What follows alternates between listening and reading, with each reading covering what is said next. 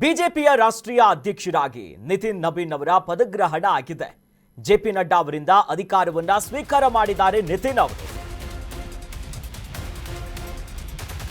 ಬಿಜೆಪಿಯ ರಾಷ್ಟ್ರೀಯ ಅಧ್ಯಕ್ಷರಾಗಿ ನಿತಿನ್ ನಬೀನ್ ಅವರ ಪದಗ್ರಹಣ ಆಗಿದೆ. ಜೆಪಿ ನಡ್ಡಾ ಅವರಿಂದ ಅಧಿಕಾರವನ್ನ ಸ್ವೀಕರಿಸಿದ್ದಾರೆ ನಿತಿನ್ ನಬೀನ್ ಅವರು. ದೆಹಲಿಯ ಬಿಜೆಪಿಯ ಕಚೇರಿಯಲ್ಲಿ ಅಧಿಕಾರ ಸ್ವೀಕಾರವನ್ನು ಮಾಡಲಾಗಿದೆ. ಪ್ರಮಾಣ ವಚನ ಕಾರ್ಯಕ್ರಮದಲ್ಲಿ ಪ್ರಧಾನಿ ನರೇಂದ್ರ ಮೋದಿ ಅವರು ಕೂಡ ಭಾಗಿಯಾಗಿದ್ದರು. ಅಮಿತ್ ಶಾ ಸೇರಿದಂತೆ ಹಲವು ಪ್ರಮುಖ ಬಿಜೆಪಿಯ ನಾಯಕರೆಲ್ಲರೂ ಕೂಡ ಭಾಗಿಯಾಗಿದ್ದರು. ನಿನ್ನೆ ರಾಷ್ಟ್ರೀಯ ಅಧ್ಯಕ್ಷ ಸ್ಥಾನಕ್ಕೆ ನಾಮಪತ್ರವನ್ನ ಸಲ್ಲಿಕೆ ಮಾಡಲಾಗಿತ್ತು. ನಿತಿನ್ ನಬೀನ್ ಅವರೊಬ್ಬರಿಂದಲೇ ನಾಮಪತ್ರಿಕೆಯನ್ನ ಸಲ್ಲಿಕೆ ಮಾಡಿರುವ ವಿಚಾರವಾಗಿ ಅವಿರೋಧವಾಗಿ ಆಯ್ಕೆಯಾಗಿದ್ದಾರೆ. ಈ ಮೂಲಕ ನೋಡಿ, ಅವಿರೋಧ ಆಯ್ಕೆಯನ್ನ ಚುನಾವಣಾಧಿಕಾರಿ ಘೋಷಣೆ ಮಾಡಿದ್ರು. ಚುನಾವಣಾಧಿಕಾರಿ ಘೋಷಣೆಯ ಬಳಿಕ ನಿತಿನ್ ಅವರ ಪದಗ್ರಹಣ ಆಗಿದೆ. ಅಧಿಕಾರವನ್ನ ಸ್ವೀಕಾರ ಮಾಡಿಕೊಂಡಿದ್ದಾರೆ.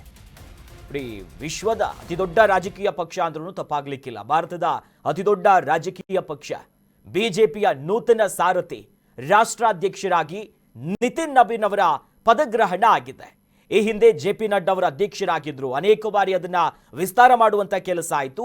ಕೊನೆಗೂ ಉತ್ತರಾಯಣದಲ್ಲಿ ಬಿಜೆಪಿ ಭಾರತೀಯ ಜನತಾ ಪಾರ್ಟಿಯ ನೂತನ ಸಾರಥಿಯಾಗಿ ಯಂಗೆಸ್ಟ್, ಇನ್ನೂ ಕೂಡ ಯುವಕರಷ್ಟೇ 45 ವಯಸ್ಸಿನ ಓರ್ವರಿಗೆ ಇಡೀ ಬಿಜೆಪಿಯ ಜವಾಬ್ದಾರಿಯನ್ನು ಅವರ ಹೆಗಲಿಗೆ ಕೊಟ್ಟಿರೋದು ಇದೇ ಮೊದಲ ಬಾರಿ.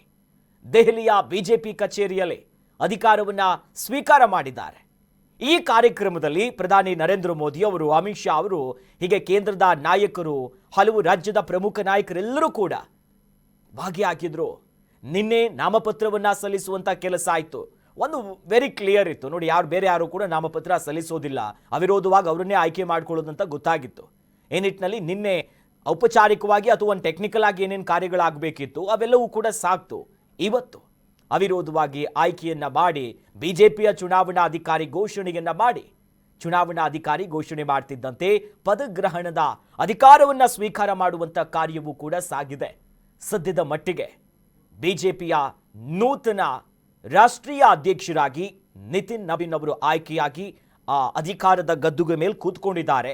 ಈ ಮೂಲಕವಾಗಿ ಅವರ ಅಧ್ಯಕ್ಷತೆಯಲ್ಲಿ ಬಿಜೆಪಿಯ ಮುಂದಿನ ರಾಜಕೀಯ ತಂತ್ರಗಳು ಹೇಗೆ ಸಾಗುತ್ತೆ, ಸಂಘಟನೆಯ ಚತುರ ಅನ್ನೋದಾಗಿಯೂ ಕೂಡ ಕರೆಸ್ಕೊಂತಿದ್ದಾರೆ. ಚುನಾವಣೆಯ ಚಾಣಕ್ಯ ಅನ್ನೋದಾಗಿ ಈಗಾಗಲೇ ನಿತಿನ್ ಅವರಿಗೆ ಅನೇಕ ಹೆಸರುಗಳು ಬಂದಿದೆ. ಹಾಗಾಗಿ ಅನೇಕ ಬಾರಿ ಶಾಸಕರಾಗಿಯೂ ಕೂಡ ಕೆಲಸ ಮಾಡಿದ್ದಾರೆ. ಈ ನಿಟ್ಟಿನಲ್ಲಿ ಇಡೀ ಬಿಜೆಪಿಯ ಜವಾಬ್ದಾರಿ ಈಗ ನೂತನ ರಾಷ್ಟ್ರಾಧ್ಯಕ್ಷ ನಿತಿನ್ ನಬೀನ್ ಅವರ ಹೆಗಲಿಗೆ ಬಿದ್ದಿದೆ.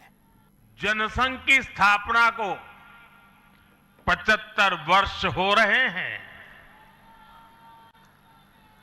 और मैं आज इन 75 वर्ष लगातार लक्षावधि कार्यकर्ताओं ने, अनेक परिवारों ने, अनेक पीढ़ियों ने जो त्याग, तपस्या और बलिदान दिए हैं, मैं उनको आदरपूर्वक नमन करता हूं। जनसंघ रूपी वटवृक्ष से ही भाजपा का जन्म हुआ और भाजपा दुनिया के भारतीय जनता पार्टी के नवीन अध्यक्ष माननीय नितिन नबीन जी, हमारे पूर्व अध्यक्ष जेपी नड्डा के, देश भर से आए कार्यकर्ता साथियों, अटल जी, आडवाणी जी और मुरली मनोहर जोशी जी के नेतृत्व में बीजेपी ने शून्य से लेकर शिखर तक का सफर देखा है। इस सदी में वेंकैया नायडू जी और नितिन गडकरी जी सहित हमारे कई वरिष्ठ साथियों ने संगठन को विस्तार दिया है।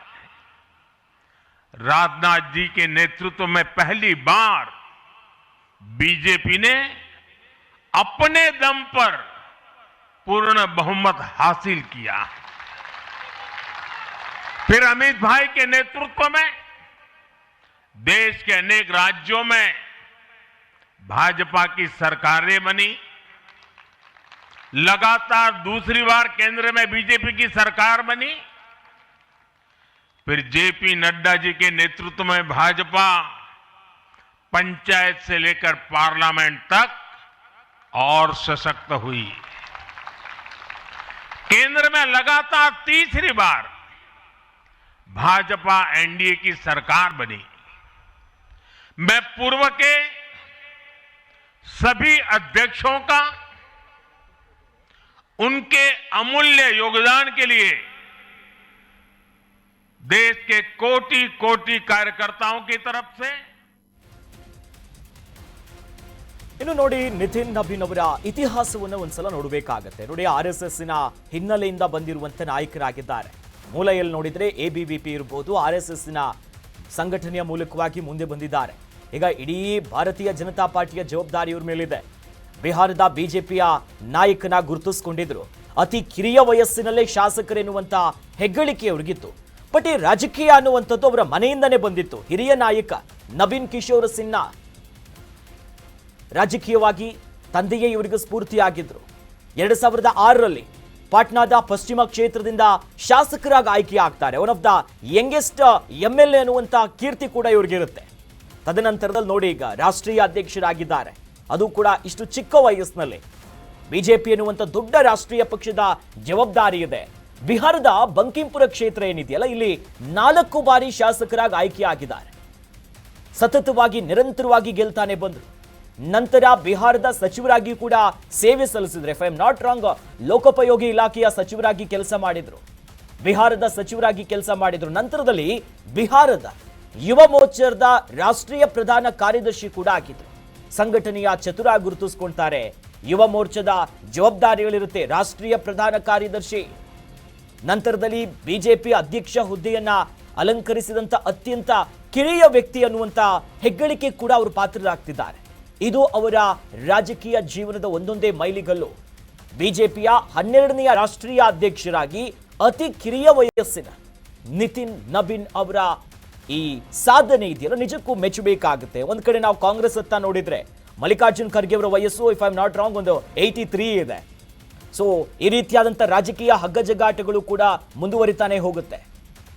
ಬಿಜೆಪಿಯ 12ನೇ ರಾಷ್ಟ್ರೀಯ ಅಧ್ಯಕ್ಷರಾಗಿ ಆಯ್ಕೆಯಾಗಿ ಹಲವು ಜವಾಬ್ದಾರಿಗಳನ್ನ ಈಗ ಹೊತ್ತುಕೊಂಡಿದ್ದಾರೆ. ಇನ್ನು ಮುಂಬರುವಂತ ಚುನಾವಣೆಯಲ್ಲಿ ಯಾವ ರೀತಿ ಕಮಾಲ್ ಮಾಡ್ತಾರೆ, ಸ್ಟ್ರಾಟಜಿಗಳು ಹೇಗಿರುತ್ತೆ, ಹೇಗೆ ಒಗ್ಗೂಡಿಸ್ಕೊಂಡು ಹೋಗ್ತಾರೆ. ಇನ್ನೇನು ಅಧಿಕಾರ ಸ್ವೀಕಾರ ಮಾಡಿದ ಈ ಸಂದರ್ಭದಲ್ಲಿ ಅಸ್ಸಾಂ ಚುನಾವಣೆಯ ಜವಾಬ್ದಾರಿ ಕೂಡ ಇದೆ.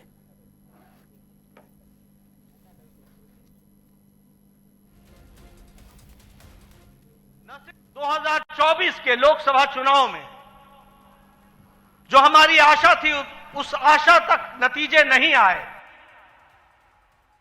इस नतीजों ने न सिर्फ पार्टी बल्कि देश के जनमानस को हैरान किया। एक देश के मतदाताओं के मन में कसक पैदा हुई, देश के मतदाताओं के मन में एक टीस पैदा हुई।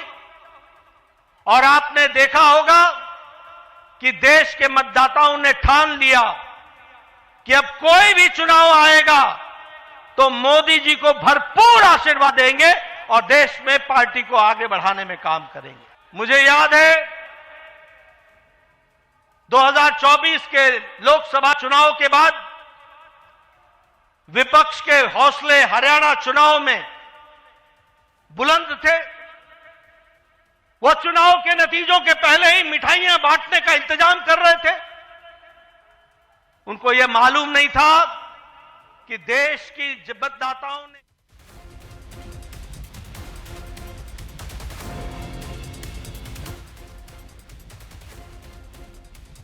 ಆಗಿದೆ. ಅಧಿಕಾರವನ್ನ ಸ್ವೀಕರಿಸಿದ್ದಾರೆ. ನಿತಿನ್ ನಬೀನ್ ಅವರಿಗೆ ಅಭಿನಂದನೆಯನ್ನ ಸಲ್ಲಿಸಿದ್ದಾರೆ ಕೇಂದ್ರ ಸಚಿವರಾಗಿರುವ ಕುಮಾರಸ್ವಾಮಿ ಅವರು. ಟ್ವೀಟ್ ಮೂಲಕ ಶುಭಾಶಯಗಳನ್ನ ಸಲ್ಲಿಸಿದ್ದಾರೆ HDK. ನಿತಿನ್ ನಬೀನ್ ಅವರು ಸಂಘಟನಾ ಚಾತುರ್ಯತೆಯನ್ನ ಹೊಂದಿಕೊಂಡಿದ್ದಾರೆ. ಸಂಘಟನೆಯ ಚತುರ ಅವರು. ರಾಜಕೀಯ ಅನುಭವ, ರಾಷ್ಟ್ರೀಯ ರಾಜಕಾರಣಕ್ಕೀಗ ಕಾಲಿಟ್ಟಿದ್ದಾರೆ. ಸಕಾರಾತ್ಮಕವಾದಂಥ ಕೊಡುಗೆ ಅವರು ನೀಡ್ತಾರೆ ಎನ್ನುವಂಥ ನಂಬಿಕೆ ಇದೆ ಅವ್ರ ಮೇಲೆ. NDA ಮೈತ್ರಿಕೂಟವನ್ನ ಮತ್ತಷ್ಟು ಬಲಪಡಿಸಲಾಗುತ್ತೆ ಇವರಿಂದ. ಮೈತ್ರಿಕೂಟವನ್ನ ಮತ್ತಷ್ಟು ಬಲಪಡಿಸೋದ್ರಲ್ಲಿ ಇವರು ಶ್ರಮಿಸ್ತಾರೆ, ಪ್ರಮುಖ ಪಾತ್ರವನ್ನ ವಹಿಸ್ತಾರೆ ಅಂತ ಕುಮಾರಸ್ವಾಮಿಯವರು ಟ್ವೀಟ್ ಮಾಡಿದ್ದಾರೆ. ನಿತಿನ್ ಅವರ ಬಗ್ಗೆ ವಿಶ್ವಾಸವನ್ನ ವ್ಯಕ್ತಪಡಿಸಿದ್ದಾರೆ ಕುಮಾರಸ್ವಾಮಿಯವರು. ಸೋಷಿಯಲ್ ಮೀಡಿಯಾದಲ್ಲಿ ಎಚ್.ಡಿ. ಕುಮಾರಸ್ವಾಮಿಯವರು ಈ ಬಗ್ಗೆ ಒಂದು ಪೋಸ್ಟ್ ಅನ್ನ ಮಾಡಿ ಶುಭಾಶಯಗಳನ್ನ ಸಲ್ಲಿಸಿ ಎನ್ಡಿಎ ಮೈತ್ರಿಕೂಟವನ್ನ ಮುನ್ನಡೆಸ್ತಾರೆ, ಆ ವಿಶ್ವಾಸ ನನಗಿದೆ ಅಂತ ಸುದೀರ್ಘವಾಗಿ ಬರ್ಕೊಂಡಿದ್ದಾರೆ. ಪ್ರಧಾನಿ ನರೇಂದ್ರ ಮೋದಿ ಅವರ ಕ್ರಿಯಾತ್ಮಕ ದೂರದೃಷ್ಟಿಯಿಂದ ಇಂಥದ್ದೊಂದು ನಾಯಕನನ್ನ ಈಗ ಆಯ್ಕೆ ಮಾಡಿಕೊಂಡಿದ್ದಾರೆ. ಸಂಘಟನಾ ಚಾತುರ್ಯತೆಯನ್ನ ಹೊಂದಿಕೊಂಡಿದ್ದಾರೆ. ಶುದ್ಧ ಸಾರ್ವಜನಿಕ ಜೀವನದ ಬದ್ಧತೆಯಲ್ಲಿ ಇವರು ಇದ್ದಾರೆ. ಇನ್ನಷ್ಟು ಬಲಪಡಿಸುತ್ತೆ. ಮುಂದಿನ ಚುನಾವಣೆಯನ್ನ ಗೆಲ್ಲುತ್ತಾರೆ. ಜೊತೆಯಲ್ಲಿ ಮುಂದಕ್ಕೆ ಪಕ್ಷವನ್ನ ನಡೆಸ್ತಾರೆ. ಎನ್ಡಿಎ ಮೈತ್ರಿಕೂಟವನ್ನ ಕೂಡ ನಡೆಸಬಲ್ಲ ನಾಯಕ ಇವರು.